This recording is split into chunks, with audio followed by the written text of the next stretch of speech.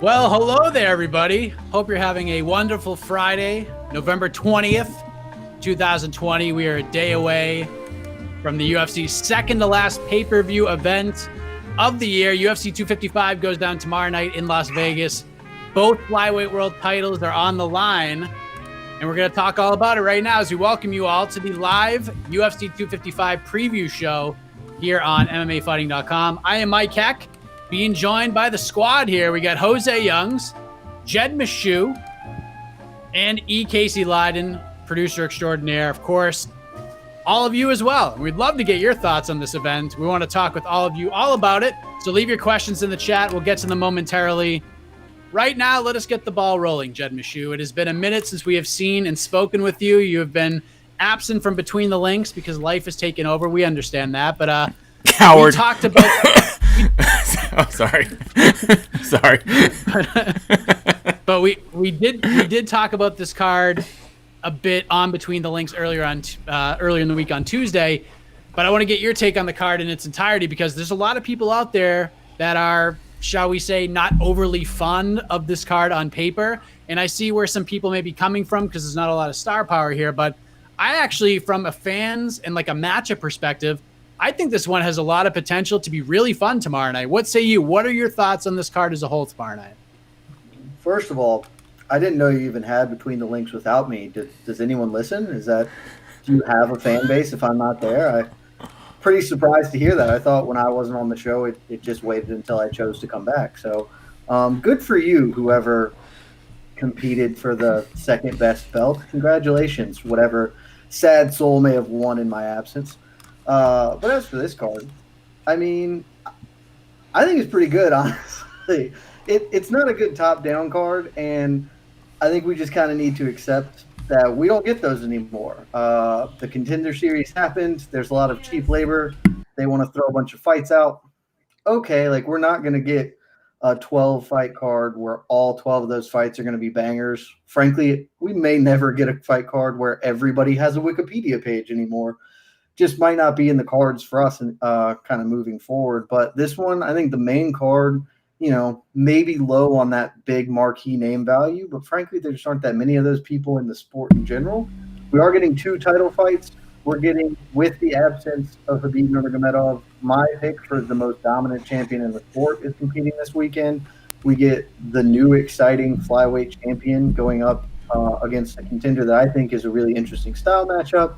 You get some future contender fights, maybe. You get Shogun Rua. We're still trotting him out there. So I think it's, it's not a great card. It's a C+ probably. Jose, let's talk the main event for the men's flyweight title. Deiveson Figueredo, first title defense against Alex Perez. And originally, it was supposed to be Cody Garbrandt. Cody tore his bicep, which scratched him from the fight. And now Alex Perez becomes the first Contender Series alum to fight for a UFC title. So let me ask you this. Clearly, Garbrandt has the bigger name, the more drawing appeal, but Alex Perez has looked pretty damn good as of late. Do you feel that, from a competitive standpoint, we're getting the better matchup tomorrow night? I don't know, just because we don't know how Cody Garbrandt looks at flyweight. We know how he looks at bantamweight. He goes to sleep a lot, and he puts people to sleep a lot.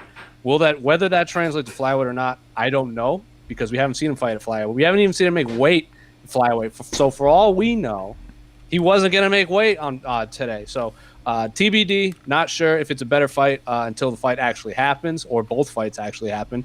On paper, sure. On paper, I would compare this to, like, I don't know, Jed Meshew's life potential. But until we see how it plays out, we just don't really know. We're kind of waiting. So yeah, high potential. Just waiting to see how this plays out. Jed, do you want to respond to this? Because you have that look in your eye. I'm not sure I followed that, so I'm just going to say thanks. And I do agree with Jose on this. Like, I mean, look, we were here months ago on DPL when I argued vehemently for the Cody Garbrandt fight for exactly what Jose just said. He goes to sleep or he puts people to sleep, and I just wanted to watch him and Deiveson Figueredo throw bolos at each other until one of them went boom. I think that would be the more fun fight. Whether it's the more competitive fight, I don't know. Because I think Alex Perez, still pretty young in his UFC career, certainly. but what he's shown, he certainly has the potential to just get flatlined here. But if he can get takedowns, can initiate grappling, he has the potential to make it a really difficult night for Figueredo because he's a really, really solid, interesting, tricky grappler. And Figueredo mostly hasn't had to compete with that. He's mostly gotten to fight the fights he wants, or fight the fights that he would like to fight. So I don't know if it's a more competitive fight. I think it could be, but it's certainly not going to be as fun as it would have been if Garbrandt hadn't blown out his bicep. I would agree with that. Casey, what do you think? Like, I know Jose gave a very professional answer here. Wait to see how it plays out. We don't have all the information here, but what's your gut telling you? Or is your gut telling you that we're getting the more competitive stylistic matchup on paper, having Alex Perez in there? Cody Garbrandt, obviously the more fun fight, the more potential for a one-punch KO on both sides. But do you feel like from a martial arts perspective, we're getting the better fight tomorrow night? No. I live MMA, and I honestly I remember Alex Perez's fight. I remember him.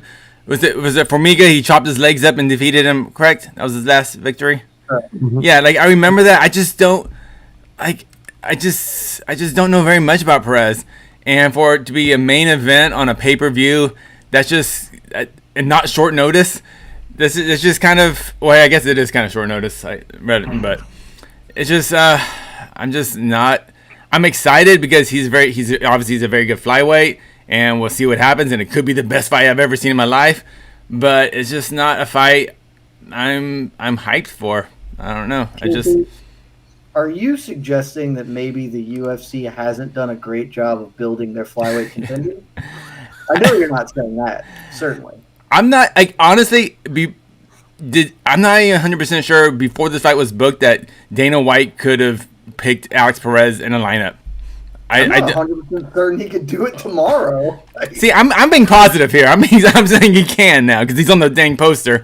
But that's what I mean. It's just like this isn't a guy that was ever promoted by the UFC, really. At least Jennifer Maia, she had that big fight with Jojo Carterwood that had a lot of there were high stakes in it. But Alex Perez was never in that fight like, oh, if he beats Formiga, he's getting the next title shot. So there was never any anticipation of watching one of his fights building up to this fight.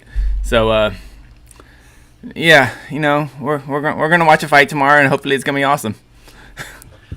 I actually feel the opposite. I felt after the Formiga fight that he was next. But coming into it, we're like, oh, if Perez beats Formiga, he's getting that title shot. Were we thinking that? I mean, that's what if he went out there and finished him. I think Formiga was already coming off 2 losses. Well, when he fought Formiga, Figueredo hadn't even fought Joe B for the second time yet.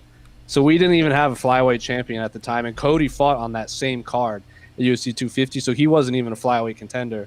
Like, that wasn't even a possibility in our minds yet. So I think I was at the Formiga-Perez fight, and it was a lot of, we have to see how Figueredo and Joe B plays out, because Joe B already beat Alex Perez pretty recently, and we had to see Figueredo make weight. So I think after the Formiga win, there was a lot of, well, let's see how this flyweight fight plays out before we match make. But when Jennifer Maia fought JoJo, like, we knew the stakes coming to that fight. We knew that the high. That's what I mean. Like, it's just, and that's, fights are built in anticipation, and there was just no anticipation for this fight. So here we are. To Casey's point, I mean, you can kind of throw that this is sort of a short notice, fight here, but I still don't really get why Alex Perez is getting this one. Like, Brandon Moreno is on this same card, and Brandon Moreno, at least, like, that's a guy ostensibly that people know. He's been around. Was on Tough, fought some good guys. Like, he's on a great streak right now, and I think he's ranked higher than Perez, if I'm not mistaken. I could be wrong on that. Like, I just don't really know why Brandon Moreno is serving as chief undercard guy, and he didn't get tapped for the call here. I think it's because he had 3 straight decisions in a draw, and Perez beat Formiga, and the only person to beat Figueredo was Formiga. So I think there was some sort of a flyweight that has stoppage wins and just finished the guy that beat the guy. For a company that picks its title contenders by, like, who moves the needle more, I'm pretty confident Moreno 100%. move the needle more than Perez. 100%. Yeah, I mean, so not that saying that Perez, from an actual fight standpoint, doesn't deserve it over Moreno, but just from the UFC's, moving the needle standpoint, I'm really shocked it's not Moreno. So yeah, I also just looked at the rankings, and not that this is going to matter to them at all, because of course they won't care. It's going to be weird when Brandon Moreno, as the chief undercard, is listed as the number 1 ranked flyweight in the world, but he's not challenging for the title when the number 4 is. Like, that just seems dumb. It is kind of interesting. Yeah, I mean, a lot of people, Jed, are excited to see Figueredo and kind of see where he can take this division. Yeah. Like you said, a violent guy at 125. He's got killer instincts, got the ability to finish fights in devastating fashion. On top of that, he's a very interesting guy. And, like we've alluded to, Perez has won his last 3. As Jose just said, just finished the last guy to beat the champion in the first round with leg kicks. Very impressive stoppage. But you mentioned what Perez sort of needs to do to get the job done. Now it's just kind of how can he do it and will he do it? So in your heart of hearts, what would you rate Perez's chances to pull off the upset tomorrow night on like a scale of 1 to 10? I think he's not a sitting duck out there, but I do feel like he's probably an underdog. I mean, Perez can strike a little bit. He does have that leg kick stoppage that we've referenced at this point several times over Formiga, but he has gotten hurt in fights before standing. Like, he's a little reckless, not super defensively sound. And just to put it simply, if Joe B can hurt you on the feet, Figueredo can put you in a coffin. Like, that's just not the game you want to play. Especially given that Figueredo has shown a little bit of weakness on the ground. He's not the world's greatest grappler. He's just really good at forcing the fight he wants. And Perez is going to have to get takedowns. I do think that he doesn't have to recklessly pursue them. He can stay on the feet a bit and strike. But yeah, I mean, I think the odds have this pretty close. I mean, Figueredo's a clear favorite, but not something massive or like we'll talk about in the co-main event, I'm sure. I think it's probably about accurate. Perez has passed to victory here, but I do think on average, Figueredo is going to land the bomb more often than not. Yeah, right now, it's kind of averages out. Figueredo's but like a -270, -280 favorite in the comeback on Alex Perez, but a +240 around that neck of the woods. So, Jose, let us get your pick on this fight before we hit the co-main event and get to the people's questions. Who walks out of the Apex tomorrow night with the 125-pound title in the main event? Probably Davidson Figueredo, but I think it's a lot closer than people make it out to be. Because I think what Jed alluded to, you don't really see Figueredo fight a lot of these tricky grapplers. And the last time we fought a tricky grappler was Formiga, and that's his only professional loss, if I'm not mistaken. He might have one way earlier in his career, but I know his only UFC loss was Figueredo. And what? How many like Perez? He has that TKO win with leg kicks over Formiga. He knocked out Shorty, but then I think in his not amateur, but his regional circuit run, before he was in the UFC, he had 3 straight Anaconda choke victories. He has a bunch of choke victories in the UFC. So he's clearly a better grappler than he is striker, I would say. If we're just breaking down his skill set, so he's clearly a live dog, considering we haven't really seen Figueredo fight someone with that style of fighting outside of Formiga. But like Jet did say, and I hate to agree with him, Perez gets hurt a lot on the feet, and Figueredo has dynamite in his hand for 125. So if he comes in reckless and he gets hit once, twice, it's probably going to be a bad night for him. I'm not going to say it's going to be a long night, because it's not going to be a long night. So my gut says second, third round finish for Figueredo. I saw a stat. Casey? Go ahead. I was going to say, somebody put this on Twitter earlier this week, and I don't remember who, so sorry, that Figueredo has the same knockdown per strike percentage as Francis Ngannou, which is pretty remarkable. Yeah, but flyweights are boring, man. I agree. They're the worst. They're so tiny. They're so tiny. Did you see that Marcin Tybura Ben Rothwell fight? Barn burner. Yeah, heavyweight. Well, you're never gonna make me hate a heavyweight fight. We're not talking about Cam Soda yet. Let's stay focused on this, guys. Focus. Really hard not to bring up We'll segue into that towards the end. We'll let Jed wax poetically on that and give you the choice, the alternative, so to speak. So, what do you think, Casey? Do you see Figueredo walking out with the championship, or do you see an upset tomorrow night? I think this is going to be a showcase victory for Figgy. I think he's better all around than Perez, and unless those leg kicks are just unstoppable, maybe he strikes oil again like that. But I think it's going to be a showcase victory for Figgy. I'm leaning Figueredo too. I just think he's on such a high right now, and his star power is like right about to peak through. I think he's right there. I do think this fight is really close, and I think it's a lot closer than people think it's going to be because Perez may be 28 years old, but this is going to be his 30th professional fight. The guy has a lot of experience, and on top of that, not only does he have like a really intelligent fighter's mindset, he's got like a coach's mindset too, because he's one of the coaches over at Team Oyama. He corners and helps out Carlos Esparza and a lot of fighters over there, Cheeto Vera, etc. So he's very likely gonna come in with a very good game plan. I think Figueredo wins, but I think Perez is gonna go the full 25 and walk out on the losing end of a decision. But I think it's a lot closer of a fight than people think it's gonna be. I really do. He's making it the full 25. I do. I think he's going to go the full 25. A bold prediction, sir. I respect it. You know, I'm on fire with my picks lately. I hope it does go 25 minutes. I think this will be a very exciting 25 minutes if it does go the full length. So we'll see. Yeah, I got screwed by the judges on 2 perfect cards the last 2 weeks. You're still hurt by that. You still.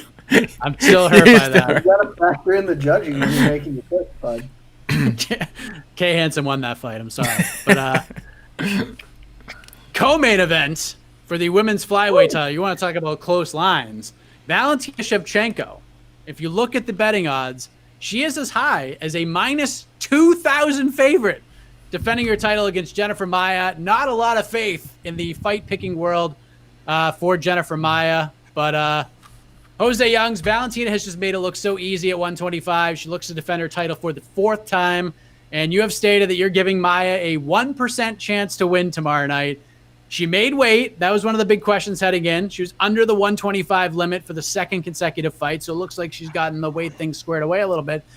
It's a fight, and anything can happen, and I don't mean any disrespect to Jennifer Maia, but is there any scenario in which Maia has the advantage over Valentina Shevchenko?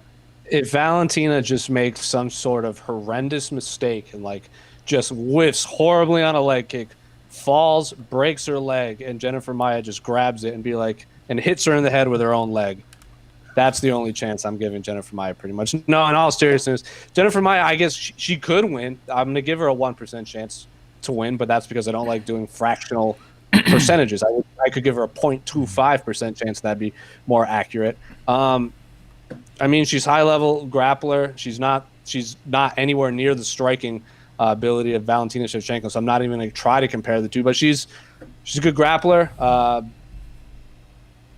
That's pretty much it. Valentina is the best female fighter in the world right now, I think. I know Amanda Nunes, of course, the greatest of all time, but in terms of like the dominance level that she's shown over a division, I don't see anyone in the top 15 of 125 pounds beating Valentina Shevchenko. I think the person that does beat her isn't even in the UFC now, and that's like what we were saying about John Jones years ago. When they're like the person that's going to dethrone John Jones is probably training for John Jones before he even gets into the UFC. And you see guys like Dominic Reyes all of a sudden emerge, and who I said beat John Jones on that card. Valentina Shevchenko beat Karen Chukagian. So I think Valentina's in for a long title run, and I do not see any sort of threat that Maia could pose to her outside of Valentina just making some sort of mistake and Jennifer Maia capitalizing on it. But Valentina is pretty much a perfect fighter, especially at this weight class. So I don't see her making any sort of mistake that will lead to defeat. Yeah, Jed, because Valentina did an interview with ESPN earlier this week, and I found like the headline of that interview kind of puzzling because it was something to the extent of Valentina talks about people thinking she's losing focus because she's the champion. I have never once in the history of my life on Twitter, anywhere, Reddit, no matter what, have seen anybody say that about Valentina Shevchenko, that she's lost focus, that she's not the same fighter, that winning the belt has clouded her fighting judgment in some way. I've never seen that once. So I didn't know what to think about that. But either way, your thoughts on tomorrow night's co-main event for the women's flyweight title? Is there any? Jose's given Jennifer Maia a 1% chance. Are you giving her that? No. I didn't read that article. I don't know what it said, but if it said anything what that title is, that's the dumbest thing that's been written in months. Of all the fighters in the world who might potentially lose focus, Valentina Shevchenko is not one of them. And frankly, even if she did lose focus, it wouldn't matter. Like, she could do John Jones to the nth degree of not caring and still show up and run roughshod over this division. Look, Jose gives her a 1% chance. Odds are at minus 2,000. Minus 2,000 implies that she only has a 95% chance of victory. You should all bet on her at minus 2,000. Jennifer Maia has a 0% chance. I literally think that is closer than doing some kind of fraction of one. There's no avenue to victory. She's not as good a grappler as Valentina Shevchenko. She's a much, much worse striker, and she is miles below her on the athleticism spectrum. Like, none of this is really meant to be disrespectful to Jennifer Maia, who has got good wins. There is just a huge, huge gulf between Shevchenko and the rest of that division. On BTL, I have argued that the best thing you could do with women's flyweight is to set up an entire pay-per-view where Shevchenko just fought the top 10 one after the other. I genuinely think she'd get through them all. Like, she is so much better than her contemporaries that it is not even close to being close. And so this is going to be a showcase. Like, the only question is, how much does Maia want to go out on her shield? If she wants to hang back, Shevchenko's style will allow her to survive for several rounds. If she doesn't, if she wants to push the action, she's going to get bolted right quick. And that's it. Casey, you have been a big advocate over the last several weeks that this fight should be the main event over the men's flyweight title fight to shine the light on the dominant champion, especially since this division, even though Jed thinks that there's really no chance that she loses to anybody at this point, it has gotten a lot more interesting over the last few months with Calvillo moving up, Jessica Andrade moving up, Lauren Murphy's on a good run right now. So it is as interesting as it's ever been. But I guess for those who may be newer to the sport that may be watching right now or haven't seen a lot of Valentina Shevchenko, what, in your opinion, makes her so special? She just doesn't make mistakes, really. She can have. She's a bit of an anomaly to me because she can completely have the most murderous, violent KOs over people like Jessica I, and then put just basically the most boring 25-minute fight as she did with Carmouche. So she really, I'm sorry. She's Anderson Silva. Yes, yeah, exactly. That's what I mean. Yeah. Prime Anderson. Yeah, probably like we may get an amazing knockout, just dominant performance from Shevchenko, but depending on her mood, really, and the whole losing focus thing, I think is ridiculous because she could have lost focus against someone like Carmouche, but she didn't, in the sense that she doesn't care about the fans. She doesn't care about pleasing Dana White. She's one of those, like, I'm a martial artist. I just care about the W. I care about winning. I care about being the best. And from a fan's perspective, I'm hoping that Shevchenko doesn't show up because I've covered a lot of Invicta, so I've seen a lot of Jennifer Maia, and Jennifer Maia has always been that good, not great fighter, and that's what we're gonna see on Saturday. We have a great fighter versus a good fighter, and much like when she fought Carmouche, it was a very good fighter, not a great fighter. Shevchenko is a great fighter, and it just really depends on, I guess, her attitude. Does she wanna make this a showcase fight? Does she wanna prove to Dana I should have been the main event, or she just wanna get that W? We'll find out. I don't think it has so much. Oh, what do you think? I don't think it's her attitude. I think her attitude is the same going in. I think it's really she is prime Anderson Silva. She is purely a counter striker. So if you do a Damian Maia and you just don't want to engage, she's not you're not giving her anything to work off of, so she'll just win a pretty boring decision. But if you like just start running in on her and bombing on her, she's just going to counter you to death. And so I think Jennifer Maia is going to do that, and so I think it will be cool. But if she doesn't, then yeah, we might be in for 25 minutes, because I really think Anderson Silva's like the exact perfect comp for her. Well, I guess when I said attitude or her attitude, I meant like if there were fans, they'll be booing, but they're not going. She's not going to be influenced by pleasing the brass. That's what I guess I kind of mean.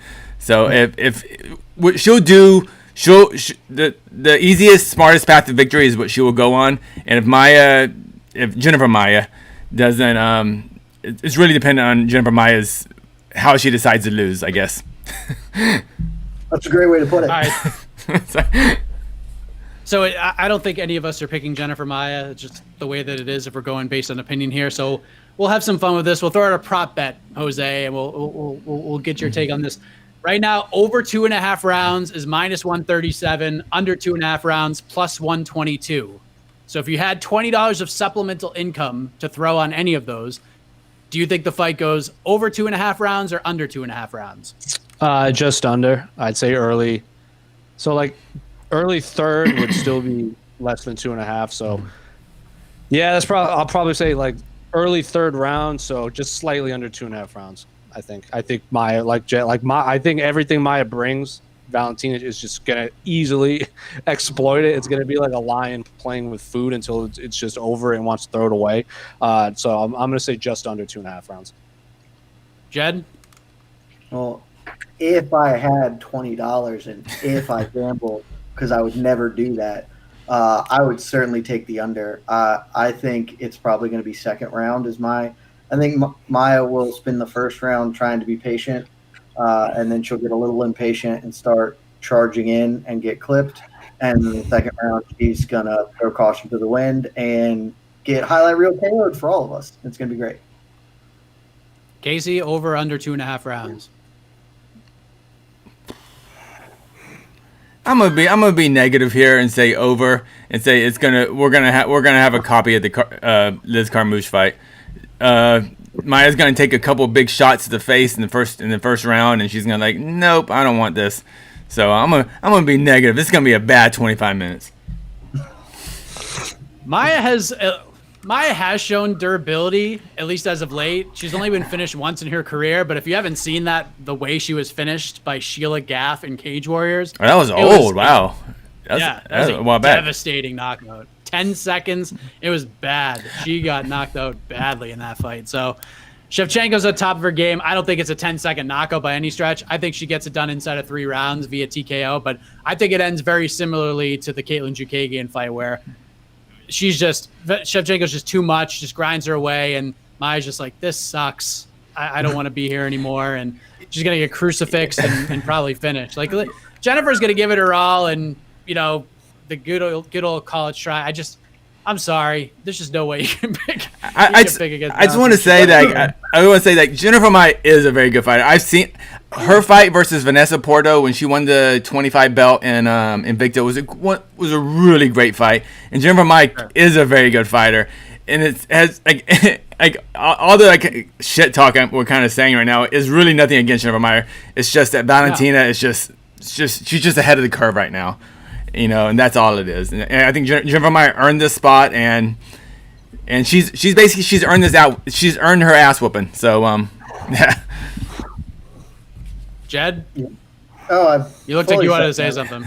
No, I second everything Casey said. And like when you mentioned earlier, the division's more interesting, and it is. Like I think Maia's earned this ass whooping. Lauren Murphy has earned her ass whooping whenever she gets it. Calvillo, should she win 1 or maybe 2 more fights, will have earned the ass whooping she gets there. Like, this is not a knock on any of those women. Jessica Andrade will also earn her ass whooping when she gets it, but I think Andrade is the only one that could pose any sort of danger. I genuinely don't think there's a person not named Amanda Nunes who can pose any danger to her in the world. And I thought Shevchenko won their rematch. I would be very much interested to watch them run it back, because they're the only two fighters that have anything for each other, as far as I'm concerned. I find it funny that Dana White is against a third fight with Nunes. She'd rather see Zhang Wei Li fight Valentina Shevchenko instead. I don't know. I kind of want to see the Nunes fight one more time. I mean, that fight would also be cool. I'm surely sign me up for Zhang Wei Li that fight. You have time for that one though. Yeah, that's so weird. Like there's strawweight is so thick with contenders. I don't understand. Yeah, I never understood that one from Dana. Yeah, confused. So those are the title fights. Main card rounds out with Mike Perry, who missed weight by 4.5 pounds. He'll forfeit 30% of his purse to Tim Means. That's the featured bout on pay-per-view. We got Cynthia Calvillo against Caitlin Chukagian. Very important fight for the aforementioned women's 125-pound division. The rematch between Shogun Hua and Paul Craig begins the main card. Festivities in the prelims has Brandon on Brandon, Moreno versus Royval.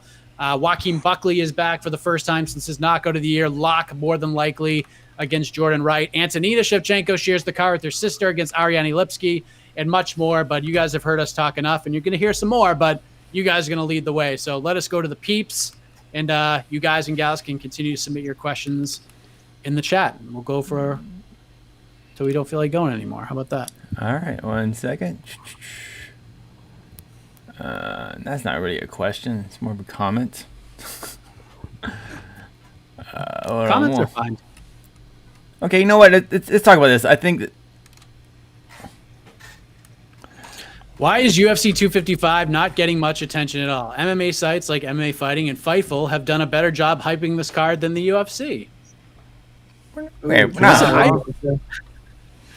Yeah, I mean, listen, it's a good card. This is a hardcore fans card. Like if you just started watching the sport 6 months ago because you heard Conor McGregor is fighting Dustin Poirier and you're all in on that fight, this may not be the card for you, like just based on paper. But if you order it and if you just say, you know what, I'm going to give it a chance and watch it, I have a feeling you're going to get that post UFC 206, post UFC 199 feeling coming out of this card, where you may not have been as excited as other cards, but you don't want to be the one that's like, crap, I should have bought this one. Everyone's talking about it because it was really good. I kind of had that feeling deep down in my stomach that that's the kind of card we're going to get tomorrow night, even though it's not the sexiest one on paper, Jed. I mean, I agree. I think this is like a pretty, either a really good fight night card or like a pretty decent big ESPN card. But I do think this question gets to the heart of something that I don't quite understand, which is I don't know what the UFC is promoting right now, because they have not put a lot of investment into building up this pay-per-view. Obviously, 254 got a full court press. But then with Khabib exiting, like they're all, because it's not like they're just, we haven't seen a lot of promotion for this. I would assume that if they were just going to kind of, let's blow past this one, they'd be looking ahead much more to 256. And they haven't really done that either. So I don't know if they're just in a lull promotionally, if they were really just taken aback by Khabib's retirement, and all of their focus has been on trying to publicly say he's not retired, despite all evidence to the contrary from him. So I'm not really sure why they haven't, outside of just saying, well, this is a pay-per-view headlined by two flyweights, and the UFC absolutely hates their 125 division, so they just wrote it off, and they'll get to work next month post Thanksgiving. Jose, what do you think? Because I feel like at least right now, if you look at the calendar, and I think Jed makes a good point, like UFC 256 is coming up, and there's not a ton of buzz behind that one either. I think they're sort of looking at December 19th and beyond right now. December 19th is a ridiculous fight night card. You got Khamzat Chimaev looking to put a exclamation point on this just wild year against Leon Edwards. We saw Jose Aldo's fighting Marlon Vera on this card. You got Wonder Boy and Jeff Neal. They're loading it up. Why do you think this isn't getting the promotional push that maybe December 9th that we're kind of getting from the December 19th card and obviously UFC 257? I just think Dana White gets so fixated on very specific fighters, and he loves to promote those very specific fighters. December 19th has, of course, the Khamzat Chimaev show. If I'm not mistaken, Wonder Boy might be on that card. Didn't they just add something? Isn't Jose Aldo on that card too, if I'm not mistaken, or did he get moved around? So like that fight card is amazing in general. It's like that is an unbelievable ESPN card. This card 255, like I'm here, and Dana White didn't even want to talk to us. Like we were all under the assumption that he's going to talk before pay-per-view, it's going to be this one because he's going to want to sell it. And he didn't even do that. Not only did he not give us a scrum, he didn't even do the stare downs. He didn't do the stare downs for a double title fight headline. Like, that just goes to show you the president of the company doesn't even care. But like this pay-per-view reminds me of like UFC 201. Like, is this a better pay-per-view main card than UFC 201? I think so. 201 just got like, that was Lawler, Woodley. Co-main event was Rose, Carolina. It was supposed to have right. You can't even remember, and you were at that one. So it's I like, can remember that one. That was the first year I ever worked, so I remember that one very clearly. So like UFC 199. But the card wasn't good. It wasn't. But it was also sandwiched between 200 and 202, which were the big pay-per-views. Because 202 was the McGregor-Diaz, 200 was obviously 200. And then you mentioned UFC 206. That was fresh off the heels of UFC 205, the first MSG card, and then right before the return of Ronda Rousey. So it's just like these cards are getting lost in the shuffle. So like UFC 255 is coming off like these pay-per-views where it was like Habib. It was Tony versus Gaethje, which was obviously a stacked card. And then you had the first, we had the triple headliner on the first pay-per-view of Fight Island, headlined by Masvidal Usman. And then we had I can't even remember what was then we had the return of Nunes. We had a couple other. We had the Izzy fight card. We had the Beef fight card. And then it's just this. This happens a lot where you use a lot of champions all in a row, and then all of a sudden you don't have any big champions to headline cards. It happens all of the time. UFC 206, they had to make it an interim title fight just so it could headline, because that was what was that, Pedersen Holloway, if I'm not mistaken. This happens all the time. It always happens around this time because remember, they've also canceled January pay-per-views because they've used so many champions in like a very small amount of time that they don't have anyone to headline anymore. They even thought of like making interim titles between like Usman and Colby Covington just so they could get headliners for cards, and it doesn't pan out. So this is nothing new. It's unfortunate that it's happening right now, especially because the flyweights are like, again, Valentina could be the best female fighter of all time. I still put Amanda Nunes right above her, in Chris Cyborg, but Valentina's right in that category. We finally have a violent flyweight champion that we've all been craving for, and it's unfortunate that it's not getting the shine, especially from the president of the company. I would like to just refute what Jose just said, because Demetrius Johnson threw a grown-ass man in the air and armbarred him. That dude is violent, and we need to not disrespect the memory of Mighty Mouse. Right, but I guess when I say violent, like Figueredo's opponents don't really look the same after they fight. Demetrius Johnson. I want to clarify that because Demetrius Johnson was a very violent man in his own way. Figueredo is a scary cat. Don't forget what Demetrius Johnson did to Joseph Benavidez. We did to Henry Cejudo. You know, So I mean, he's the best. He's the greatest flyweight of all time. Probably, no, not even probably. Definitely top 5 MMA fighters who have ever lived. You said like the UFC runs out of big UFC champions. Well, I think that's the problem. Like it's a bit of a self-fulfilling prophecy with the flyweight division. Dana's like, no one cares about flyweights. Then freaking at least show up for the weigh-ins. Just dude, all you gotta show up and go, hey guys, stare at each other, don't punch each other. That's all you gotta do. And it's just symbolic. I mean, if the president of the company can't walk out of his penthouse to the apex and just stand there and have two men face each other, then like if they don't care, if he doesn't care, like why are fans giving a crap? So it's just I just don't understand. I just don't understand as the promoter promote. That's what you're paid to do, promote. Like we're here to make fun of you and say things suck, and say things are cool, but your job is strictly to promote, and he didn't even do that for this pay-per-view. So I don't know. Yeah, Casey, but I also think Jose nailed it when he said, Dana gets fixated on fighters, because we can all agree, right? If Cody Garbrandt doesn't get hurt, this card is getting a much bigger push, and Dana is doing a pre-fight scrum and talking to everybody because he wants Cody Garbrandt to have a belt, right? Like we're all on the same page there. Yes. Mm-hmm. Okay. Yeah, it's just like I think.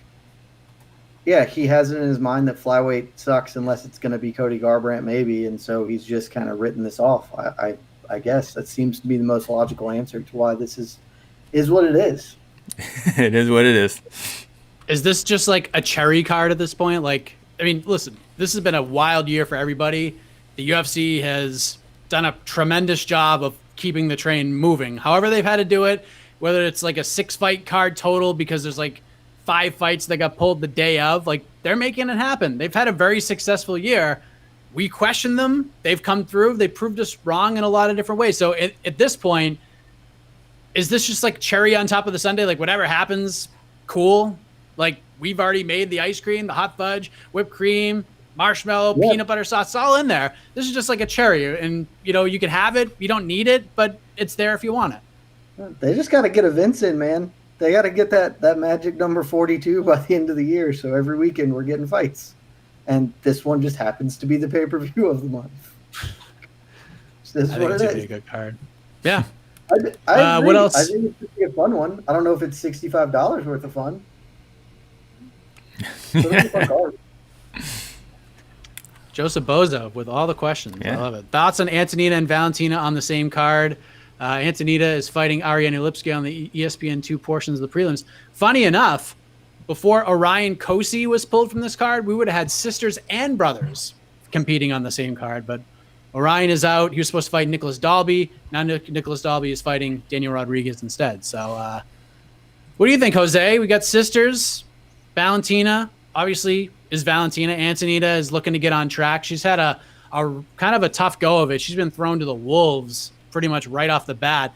Roxanne Modafferi, Caitlin Chukagian. She does have a win and an impressive submission win on that UFC newer card against Pudilova, I believe, if my memory serves me correctly about looking at it. So, again, this is another kind of tough matchup for her. I was kind of hoping they would just get her all the way back to the bottom of the division just to build herself back up. But Ariane Lipski's got a lot of momentum right now, coming off one of the crazier submissions of the year. So putting them on the same card, what are your thoughts on this and Antonina's return? Cool. I mean, I don't really like the sister thing is fine, I guess. They train together, so it's like teammates peaking together. So cool. The sister, like, again, sisters fighting on the same card. We've seen brothers fighting on the same card a million times. So it is what it is, I guess. Ariane Lipski, again, like let's not forget, she lost 2 in a row too to what, JoJo and Molly McCann at one point.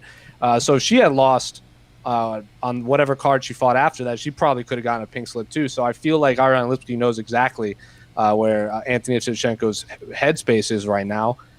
I think this is a much better fight in terms of where they're at in their careers competitively, because like you said, Antonina has basically had no easy fight. All of her losses have come to like top level competition. If she loses to Ariane Lipski and Valentina just keeps doing what she's doing, she's going to be the Tommy Aaron of the MMA world. Tommy Aaron is Hank Aaron's younger brother who has like 5 home runs in his career. So it is cool. It is what it is. This is a fight that I guess makes sense in terms of skill set. I have no idea who's going to win, but I'm much more excited for this fight than like if they gave Antonina like Cynthia Calvillo, or God forbid they had her fight Jessica Andrade one to make her flyweight debut, because that would have been a massacre. So cool. They're on the same card. I guess history is always fun. The first for anything is always fun, but I have no idea who's going to win this fight. I think it's a toss-up for me. Yeah, it's a good fight. Jen? I'm actually kind of in on the Antonina versus Andrade fight. Not because I think that makes sense from any kind of a competitive standpoint, because it very obviously doesn't, but from like a fight building standpoint, like if Antonina gets to win here and then you book her against Andrade, she's cannon fodder, but then you can set up that like heat for the Andrade Shevchenko fight and just get a little extra salt on it. I don't hate that at all. I mean, it's really mean, but I kind of like it. That's what exactly they should have done when Roxy beat Antonina. Like, yeah. It was right there. It was right there. Do you remember before the pandemic, we had laid out exactly what the UFC should have done? Yeah. They were going to go back to Russia this year. They should have done Roxanne versus Valentina in Russia. Valentina can get revenge in the exact place that she beat her sister. And the co-main event, Kevin Lee wanted to fight Islam Makhachev in Russia so badly. That was the fight. That was the fight card to make. And then the UFC was dumb and big booked them against Liz Carmouche, and then the pandemic hit, and we're never going to have that fun card ever again. I don't know. We could still do it. Like, Antonina gets the win here, then we book her against Andrade, and sure. Next year, I like the card idea. Thank you, Joseph. One more from Joseph. This is really a question, but you read it real quick, Mike. I saw odds as big as minus 1,200. That is when Ronda fought Holly Holm, and we know what happened. This is not the same. No, because like we all knew, like the three of us and Casey, we knew Holly Holm was a far, like I don't care that Ronda Rousey was on the cover of Ring magazine. Holly Holm is the grossly superior striker, and when she won, I was not even remotely surprised. If Jennifer Maia wins, I might question the entire sport of MMA. Yeah, if Jennifer Maia wins like a dominant win, not like a fluke win. I don't know. I don't know what we want to call it a fluke win, but if she head kicks Valentina and wins, it's the biggest upset in the history of the world ever. I was just going to ask that. Is it? Yeah. Yeah. That's. I guess that's what I'm trying to ask. Is this bigger than Sarah GSP? Yeah. If Maia wins, Without question. Yeah, I think it's way I'd say bigger. so. See, I don't. I'd say so. Because I in hindsight, that big win for Matt Serra was obviously insane, but GSP wasn't the GOAT yet. Valentina, we're talking about, could be the greatest female fighter ever. GSP wasn't there yet because he had just won the belt, right? That was his first title defense. Yeah, first defense. Yeah. First or second.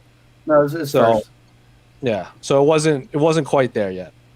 I believe Sarah GSP. That's If Maia wins, It's a bigger win. Like Sarah GSP will forever be kind of like the biggest one in terms of what it meant, and like just because more people gave a shit about that than will care about this weekend's card. But from a nuts and bolts standpoint, there would be no bigger upset in the history of the sport. Like maybe Sokoju when he knocked out, was it Little Nog was the first one? Little Nog, yeah. Literally no one had ever heard of him before, and Little Nog was like a super established guy. Maybe you could argue that from like a nuts and bolts standpoint, but no. There is no avenue for Jennifer Maia to win this fight. well, see, I disagree only because Matt Serra was never was he ever a legitimate top 10 welterweight? No, he was a lightweight. Oh yeah, I'm sorry. Yeah, was he even was he a top 5 lightweight? A top 10? He was. Yeah, he was. I mean, well, there weren't rankings. But, Yeah, but you know, He was. way back He in is the day, like. he was a highly regarded lightweight. Who gave him his black belt? Who gave Matt Serra his black belt? Because he's the first American to get a black belt from that. Was it He was like one of the first, right? I don't remember. Enzo? It was either him or he's somewhere in the list of like he was the first Enzo? American to get a black belt from this person. Yeah, I'm not. he's the first American under Henzo to get a black belt. yeah, Senzo. Yeah. Yeah. So like, he's clearly a high level martial artist. But he punched him. Yeah. That's like if Hoist knocked out Ken Shamrock throwing overhand. I'm sure you've heard all the Didn't stories. Hoist knock out Ken Shamrock? Kicked the balls, yeah, but like GSP I was there. was not even remotely focused for that fight. He had the long shorts. Remember, he wasn't even compression shorts GSP yet. He had everyone pulling him in a million Wait, directions. is that a thing? Compression shorts GSP? I'm not aware of that one. That's a new one. Right up there with Sea-level Kane. Motivated BJ. And motivated BJ. And what was the new one that popped up? Bald Brian Ortega. Bald Brian Ortega. Like, these are all actual things. Yeah. I'm just saying, Jennifer Maia legitimately earned this title shot. Matt Serra won a reality show. That's all, you know. I 1A, 1B. If Jennifer Maia can somehow win this fight. I don't know. I guess my view on it is, if you had told me going into Sarah GSP that Sarah won, I would not believe you, but I wouldn't think that it wouldn't make me, like Jose said, question everything I know about the sport. Whereas if Jennifer Maia wins, I will legitimately have to think about like everything I know about fighting because it's clearly wrong. I love those fights though. I love those types. I love being wrong. I love being wrong when I see fights. It's awesome. If It's she good. wins, it'd be great. Like just because that would be a moment that we would get to see in real time. But I would be genuinely flabbergasted by that. Yeah, if she wins, that'll be like I can't believe I didn't spend $65 on this card. I missed it. I missed the moment. Which is exactly why I think Cam Soda. You know, but what you said right there, that reminds me of when Anderson Silva fought Chris Weidman. I remember that was the selling point was like, you don't want to miss the fight where Anderson Silva finally loses. You know, where someone's gonna finally get him. You know, like you don't. That was kind of the underselling point. You know, and that's why I was hoping Valentina would be main event and almost like. She's going to win like the next 50 fights in a row, but maybe she will lose this one, and you don't want to miss it. So, but yeah. But you felt like Weidman could be the guy, though. Like you weren't. That wasn't like Dude, I remember that weekend. The UFC actually had Radio Row that weekend for like I think they've never done it since. And I had a radio show that did it, and they would bring the fighters around. The only people that picked Anderson to win were John Jones and Ronda Rousey. Everyone else picked Chris Weidman. Everyone knows they have unimpeachable opinions. But so Chris Weidman coming into the Anderson Silva fight, that Chris Weidman was the favorite of all the fighters. Like they thought, mostly because it was fresh off the Chael fights where Anderson kind of the avenue to victory over Anderson had kind of been established, and Chris Weidman was in the prime and just knocked out Mark Munoz with that standing elbow. Was the All-American wrestler, undefeated at the time, so everyone was under the assumption that if Anderson was going to win, Chris Weidman had all the tools to do it. Yeah, well, I remember Weidman being like the sexy pick coming into that fight. I think it was nobody thought he was going to knock him out. Yeah. The path to victory blew everyone away. Yeah, it was the when Holly won. Like people that knew about who Ronda actually fought, were all picking Holly to win. And I think people that knew how Anderson and Chris fought, everyone was picking Chris Weidman to win. Right. It'll be crazy. It'll be crazy if it happens. It won't be crazy because it won't happen. This is not going to happen. Let me see. Look for more questions. We'll probably take like one or two more. Yeah. All right, we get Invicta. Did Mike Perry He didn't Mike weight or make weight. No, he missed. He missed by 4.5 pounds. It was a bad miss, and then he decided to do the dab after the fact. And Mike Perry trying to get fired for doing the dab. Yeah, dude. Did you read his live tweeting of his weight cut this morning? Yeah. It was Could you guys hear Mike Perry talking on the scale through the microphone? Oh man. No, I was going to ask you. Yeah, he walked in and immediately said, "Baby, I'm not even close," and got right up on the scale. I was like, "Wow, I guess he's missing weight." But then he did. Did you hear what he did? Did you hear what he said to Tim Means up there when they were staring down? I didn't hear anything. I just saw him bouncing around. I didn't hear nothing because I had my big headphones in. I took them off because I saw Mike Perry kind of doing weird things when he was getting up on the scale, and I heard him say, "I'm not even close," and then he hopped up on the scale. We'll see. I mean, if Mike Perry gets knocked out by Tim Means, like in the first or second round, like if he loses badly, do you think he's done? Do you think the UFC just has to like part ways? Do you think they're going to keep him around? Yep. Why wouldn't they? They put him on the main card after all the allegations. Well, he's fighting Robbie Lawler. I mean, not that he should listen. We all feel a certain way about Mike Perry. But Mike Perry versus Robbie Lawler, like you see that as a fight fan, you take all the personal stuff out of it. You're like, okay, this is kind of a wild fight. You know what I mean? Like I mean, I guess you're right. I mean, but they could. Bad miss. When have they ever done that before? I mean, yeah, but when have they ever taken any kind of level of personal responsibility for fighters before? Like. The only thing that gets you fired from the UFC is asking for more money. That's it. That's the only thing. So, no, he's going to get to keep coming back despite shamelessly growing weight. And I'll tell you also why he is coming back no matter what happens Saturday. Just look at the numbers online for interviews. Mike Perry completely blew everyone out of the water. and that's just, I mean, if no one cared about Mike Perry, yeah, of course he's gone. But people care about him. They want to see him lose. They want to see him win. They want to see what stupid crap he has to say. Even me, I was like, what did Mike Perry say? I gotta watch the video, and I was like, I'm part of that cycle. So, did you feel like a better person having heard Mike Perry's words on anything? Did that enrich you, like, personally, Casey? I am part of the cycle. It's just, We're here. what happened to Robbie? Is Robbie okay? Has anyone checked on him? I don't remember. Just an injury? Yeah, I think he's thinking like February he wants to come back. Nothing serious. Something happened. And Pour one out for the great lost fight of our generation, Robbie Lawler versus Anderson Silva. We're never going to get it, and I'm very sad about that because that was the fight to book. it would have been a good one. Would have been a great one. Man, Anderson Silva really left the UFC on a kind of a bleh. I guess like no big send off from the UFC, just yeah.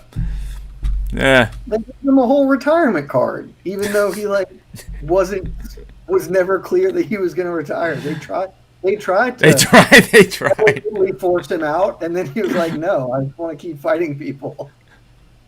It was what a crazy scenario because Dana White's like, I made such a mistake. I should have never let him fight. He'll never fight here again. And then our own Guilherme Cruz breaks the news that Anderson Silva got released, and Dana White basically called Guilherme a liar and then corrected himself like 3 hours later. Like, I'm glad they let him go. Like, do whatever you want to do. If you want to keep fighting, go fight. But I'm just glad they let him go. Anderson versus the winner of Tyson Roy Jones Jr. That's the fight to make. Very possible. Very possible. All right. We are good in questions. All right. I think we've waxed poetic. Oh, well, we haven't waxed poetic enough because Jed Meshew, the thing about life. Yeah, here we go. It's great. Sometimes in life we have options, and tomorrow night we have options if you're a combat sports fan because, yes, you have UFC 255, which you could pay $65 for, or you have a different option, one that excites you very much. So go ahead. Guys, what if I told you that the best fight card of this weekend was free? Because it sure is. And it's Cam Soda, pioneers of the mixed martial arts space, are back with their third offering, Fight Circus 2, Circus Harder. It's at 10 p.m. tomorrow, and it's going to be awesome.